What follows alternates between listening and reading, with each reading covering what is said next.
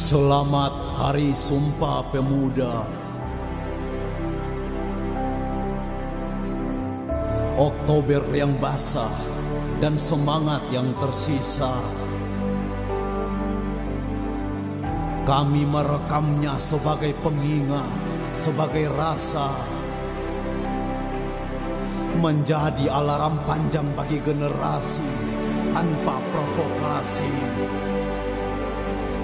Di setiap sendi-sendi pergerakan perjuangan adalah ibadah. Menyalalah api-api Sumpah Pemuda di setiap dada-dada.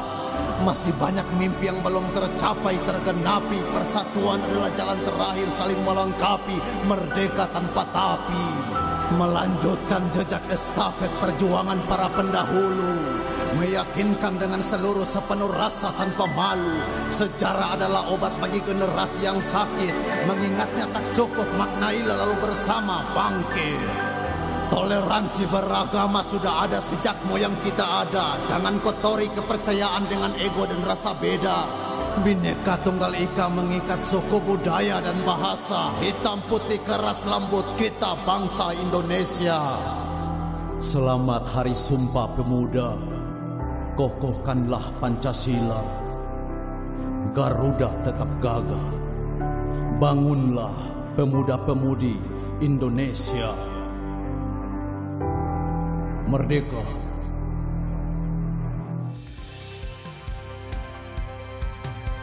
Ya, yang baru saja Anda saksikan adalah Sajak dari Timur, Mimpi Sumpah Pemuda. Karya Amal Hasanuddin yang nama panggungnya dikenal dengan nama De Facto Rap, asal Tidore, Maluku Utara. Baik, Bu Rosi, saat ini sebelum kita lanjutin acaranya, ini luar biasa ya. Ini kita ditonton oleh banyak orang loh, Bu. Nih lihat di belakang ini nih. Kita, meskipun secara protokol kesehatan belum memungkinkan mengundang penonton studio, tapi kami selalu berusaha untuk tidak mengurangi kemeriahan di acara Rosi ini.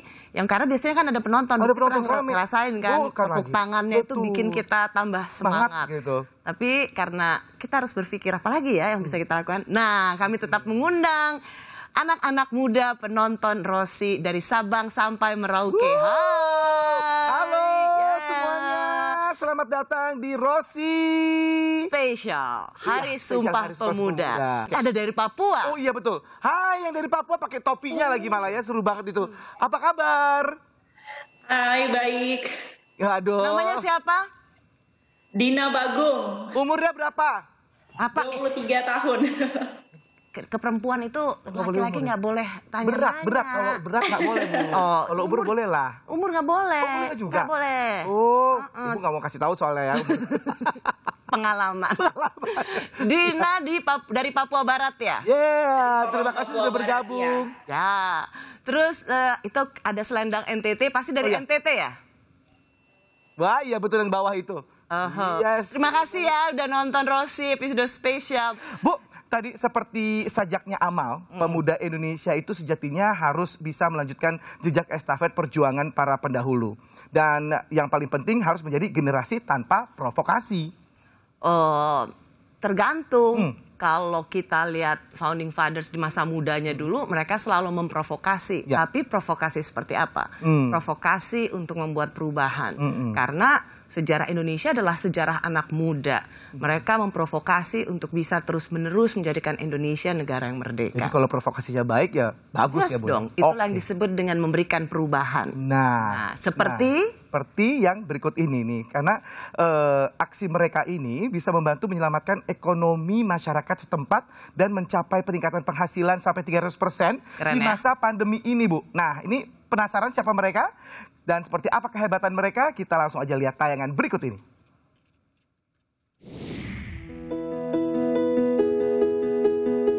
Halo, nama saya Hana Keraf, saya salah satu pendiri Duanyam dan saya Direktur Komunitas dan Kemitraan di Duanyam. Awal mulai Duanyam tuh kita melihat bahwa kondisi kesehatan ibu dan anak, terutama di NTT, itu memang cukup memprihatinkan. Duanyam berusaha melihat apa sih kira-kira kegiatan ekonomi yang ibu-ibu ini sebenarnya sudah miliki, dan ternyata kita menemukan ada Menganyam.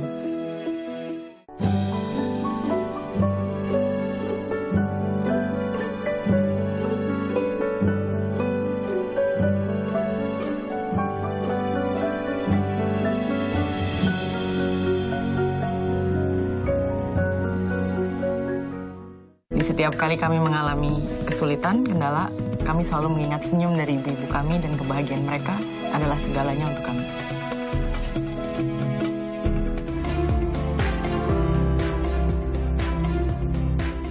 Perkenalkan, nama saya Sufyan Adi Cahyono, biasa dipanggil Sufyan. Saya dari kelompok Tani Citra Muda atau dikenal sebagai Sayur Organik Perbabusom yang ada di Desa Kopeng, Kecamatan Getasan, Kabupaten Semarang. Saya di sini bertani fokusnya sudah 6 tahun.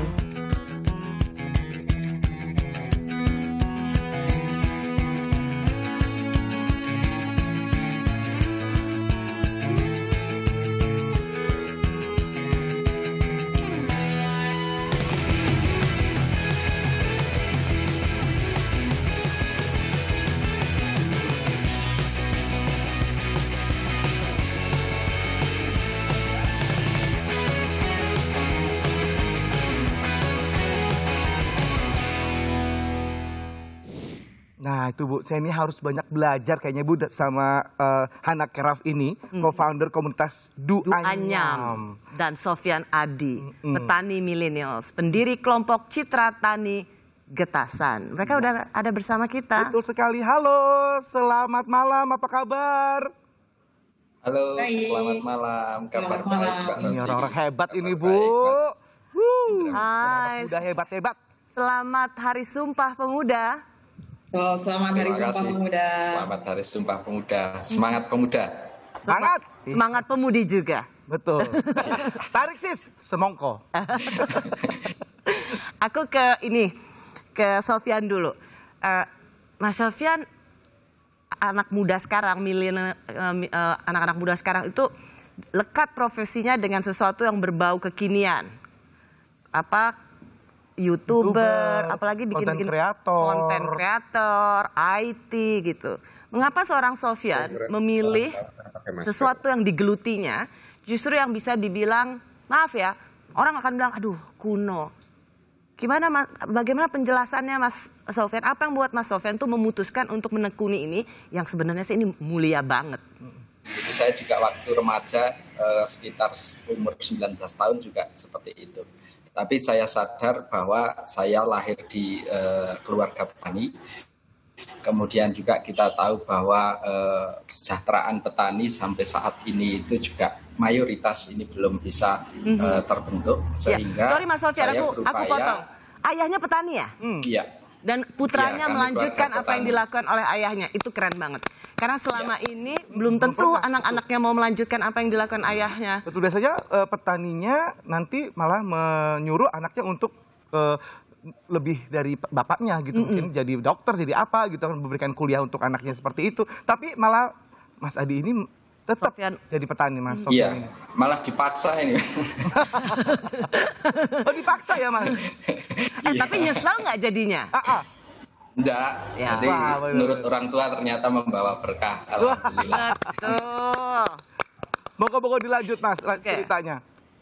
Iya, jadi karena kita para petani ini kan mayoritas itu tidak memiliki nilai tawar. Membeli bibit ini ikut yang jual, membeli pupuk ikut yang jual.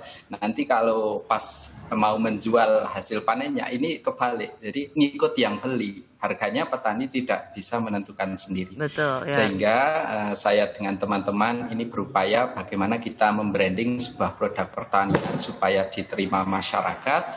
Kemudian juga kita pasarkan khas milenial dengan pemasaran online. Dan alhamdulillah diterima dan pada akhirnya harganya juga ngikut kami sebagai petani. Jadi petani mempunyai nilai tawar untuk memberikan harga jual. Tapi di tingkatan konsumen juga harus tetap terjangkau supaya semua berkeadilan. Nah itu dia. Ini tujuan yang mulia sekali karena selama ini biasanya kenapa anak-anak muda sekarang mungkin jarang mau mengikuti apa yang dilakukan oleh Mas Sofyan, karena itu petani tidak memiliki kemampuan untuk produknya itu dibeli dengan harga yang pantas, dengan harga yang wajar, begitu, hanya sebagai tukang bekerja saja. Jadi seorang Mas Sofyan sudah membuka jalan baru untuk para millennials lainnya, untuk anak muda lainnya, bahwa jadi petani itu juga bisa keren. Yes. Nah, berikutnya ada yang lebih keren juga nih Bu ya. Kita Hana Keraf, ya Allah susah banget namanya. Hana Keraf ya. Hana Keraf itu apa namanya, seperti nama Barekraf gitu ya Bu ya, Badan Kreatif. Iya, makanya dia kreatif. Nah, ini produk duanyam ini sekarang udah dikenal ya ternyata ya sampai mancanegara. Ini bahkan juga udah jadi official merchandise. Ini mungkin bisa diceritain kembali awal merintisnya sampai sekarang seperti apa tuh? Ya, terima kasih Mas Indra.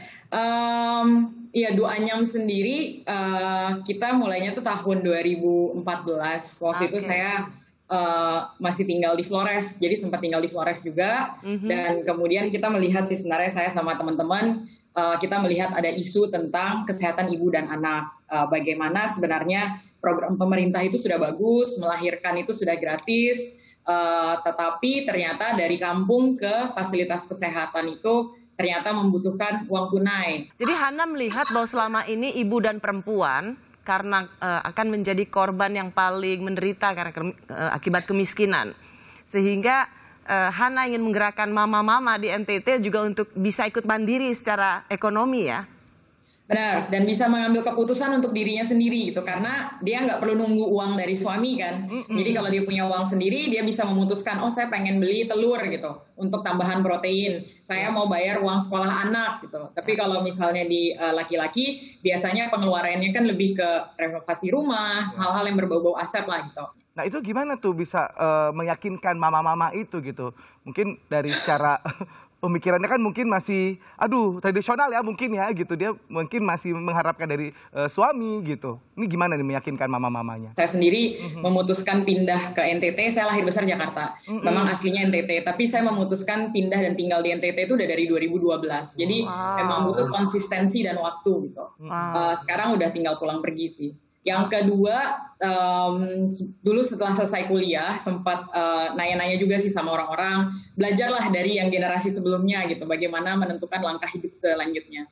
Nah, salah satu nasihat yang saya pernah dari Ibu Erna Witular waktu itu bilang, Hana, kalau mau menjadi seorang leader, mau membawa perubahan, you have to get your hands dirty, you have to go to the grassroots, tinggal dengan komunitas, memahami apa sih yang komunitas pertimbangkan untuk mengambil keputusan gitu. Seneng banget dengar cerita Hana, rasanya kita harus bicara berjam-jam lamanya, menginspirasi banget Hana, orang NTT, lahir besar Jakarta.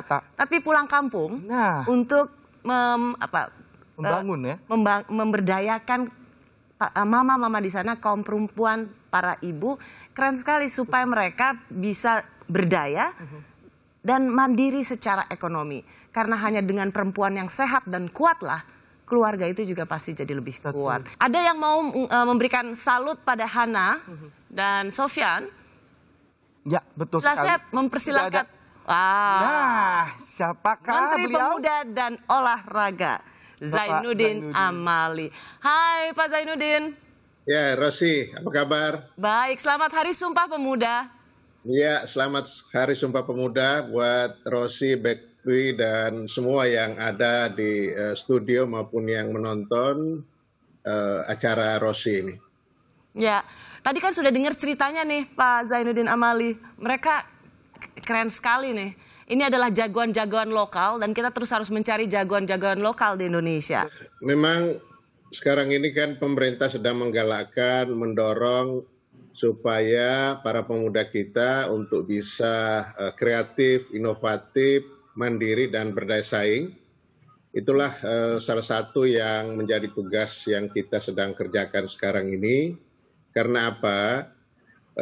Dalam struktur penduduk kita, pemuda itu kira-kira sekitar 24 sampai 25%. Itu jumlahnya.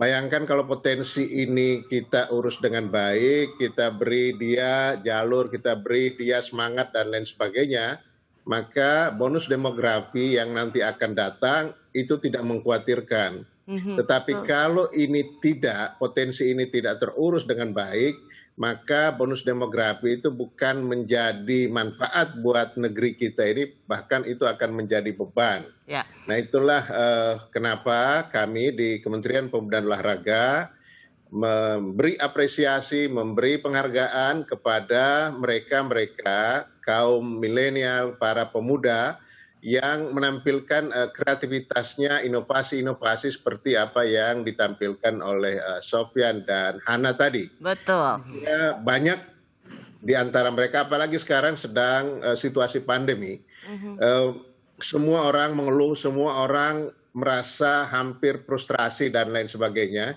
Tetapi kalau ada anak-anak muda yang seperti ini yang muncul, menjadi panutan, menjadi contoh di tengah-tengah masyarakat, khususnya di kalangan milenial dan para pemuda kita, mudah-mudahan rasa jenuh, rasa setengah mau frustrasi dengan suasana dan kondisi pandemi yang sekarang ini akan perlahan-lahan makin surut.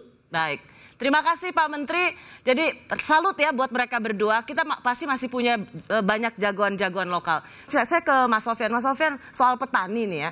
Semua orang kan mengeluh usahanya hancur. Tapi kan Mas Sofyan sendiri ternyata punya keuntungan yang luar biasa ya. Dan membuat para petani justru lebih sejahtera. Ya. Jadi yang membedakan sistem pertanian yang kami geluti di sini dengan yang lain adalah kita menerapkan sistem pertanian organik. Jadi kita tidak menggunakan pupuk kimia, pestisida kimia sintetik sehingga hasilnya produk yang kami hasilkan ini lebih sehat. Nah, di kondisi pandemi ini tentu kita butuh asupan nutrisi yang sehat. Nah, salah satunya dari sayuran organik itu yang menyebabkan produk kami justru diminati oleh banyak orang. Kemudian yang kedua, karena kita pasarkan secara online, kita menerapkan istilahnya tidak perlu beli di pasar, kita antarkan langsung ke konsumen sehingga konsumen menyukai apa yang kami lakukan ini. Itu Mbak Rosi. Wow. Terima kasih Mas Sofyan, terima kasih Hana.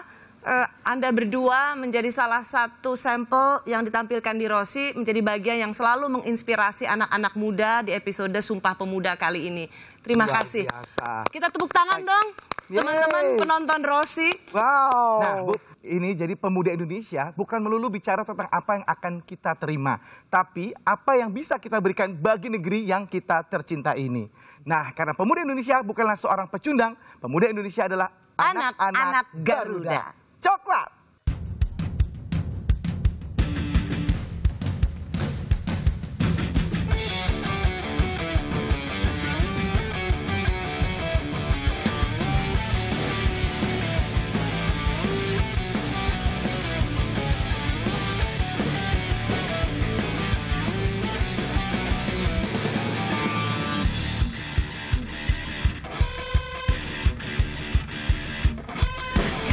Anak-anak Garuda terbang meratap matahari, sayapmu mengepak cakrawala, tatap tajam ibu pertiwi. Kami bukanlah seorang pecundang merah putih, tetapi dada kita bukan apa yang akan kita terima, tapi apa yang bisa kita berikan bagi negeri kita yang tercinta, Indonesia. Indonesia, Indonesia.